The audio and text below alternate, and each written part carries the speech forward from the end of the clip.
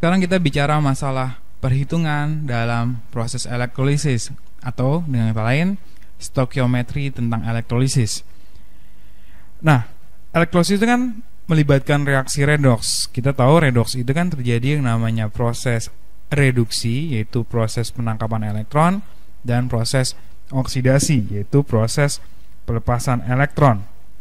Nah, masih ingat dalam penyetaraan reaksi redoks setengah reaksi itu kan pada akhirnya nanti elektron yang dilepas atau elektron yang ditangkap itu kan harus kita samakan, ya kan? Nah, hal ini menandakan bahwa jumlah elektron yang ditangkap itu harus sama dengan jumlah elektron yang dilepas. Jadi artinya apa? Artinya dalam suatu reaksi redoks, mol elektron itu harus sama, baik mol elektron yang akan dilepas dan mol elektron yang akan ditangkap. Konsep inilah yang sangat penting dalam reaksi redoks. Nah, terutama berguna juga dalam perhitungan hasil elektrolisis. Nah, kita ingat juga bahwa elektrolisis itu kan adalah suatu proses di mana dibutuhkan suatu listrik agar suatu reaksi kimia dapat terjadi. Dengan kata lain, dalam elektrolisis itu terjadi perubahan dari energi listrik berubah menjadi energi kimia. Kemudian listrik itu kan identik dengan elektron yang bergerak. Sedangkan reaksi kimia, kalau kita bicara masalah reaksi kimia atau stokiometri, kita pasti bicara masalah konsep mol. Nah, sekarang pertanyaannya, bagaimana kita bisa menghubungkan antara elektron dengan mol? Oke, ingat, satu elektron itu kan muatannya sebesar 1,6 kali 10 pangkat min 19 kolom. Sekarang kalau ada 2 elektron, berapa total muatannya? Ya berarti sebesar 3,2 kali 10 pangkat min 19 kolom. Nah, sekarang dibalik. Kalau ada muatan sebesar 1,6 kali 10 pangkat min 17 kolom, diminta ada berapa elektron? Nah, jawabannya adalah 100 elektron. Kenapa bisa dapat 100 elektron? Karena kan satu elektron itu muatannya 1,6 kali 10 pangkat min 19 kolom. Berarti kalau ada 1,6 kali 10 pangkat min 17 kolom, banyaknya elektron itu berarti 1,6 kali 10 pangkat min 17 dibagi 1,6 kali 10 pangkat min 19, ya, dapat 100 elektron. Nah, sekarang kita notasikan, kalau misalkan ada muatan sebesar Q, maka jumlah elektronnya itu berarti sama dengan Q, yaitu muatannya per 1,6 kali 10 pangkat min 19. Kemudian masih ingat bahwa banyaknya mol suatu partikel itu kan sama dengan jumlah partikel kita bagi dengan bilangan Avogadro, itu sebesar 6,02 kali 10 pangkat 23. Nah, ingat, elektron itu kan juga suatu partikel. Maka kita juga bisa menentukan berapa sih mol dari elektron. Berarti kan mol dari elektron sama dengan jumlah elektron dibagi dengan bilangan Avogadro. Tadi jumlah elektron itu kan sebesar Q per 1,6 kali 10 pangkat min 19, kita bagi lagi dengan bilangan Avogadro, yaitu sebesar 6,02 kali 10 pangkat 23. Berarti jumlah mol elektron itu sama dengan Q dibagi 1,6 kali 10 pangkat min 19 dikali 6,02 kali 10 pangkat 23. Nah, untuk selanjutnya mol elektron itu kita notasikan sebagai harga F. Nah, itu kita dapat harga F itu sama dengan Q dibagi dengan 96.500. Karena tadi hasil kali dari 1,6 kali 10 pangkat min 19 dikali dengan 6,02 kali 10 pangkat 23 itu mendekati nilai 96.500. Jadi kita dapat persamaan yaitu mol elektron sama dengan Q per 96.500. Nah, selanjutnya besarnya muatan itu kan sama dengan kuat arus dikali dengan waktunya, atau Q itu sama dengan I dikali T. Maka kita dapat juga persamaan yang lain, yaitu F itu sama dengan I dikali T dibagi 96.500. Dengan nanti F itu sebagai mol elektron, satuannya adalah Faraday. Sedangkan I adalah kuat arus, satuannya ampere, dan T itu adalah waktu, satuannya adalah detik. Nah, jadi kita sudah bisa mengkonversi dari muatan menjadi mol elektron atau dari arus menjadi mol elektron dengan syarat waktunya diketahui. Nah, mol elektron inilah yang memegang peran penting dalam proses elektrolisis. Nah, untuk lebih jelasnya mari kita lihat beberapa contoh berikut. Contoh yang pertama, elektrolisis 1 liter larutan CuSO4 dengan elektroda karbon menggunakan arus sebesar 10 ampere selama 965 detik. Yang diminta tentukan yang pertama massa tembaga yang mengendap, yang kedua adalah volume gas yang terbentuk dalam keadaan STP, yang ketiga adalah pH hasil elektrolisis.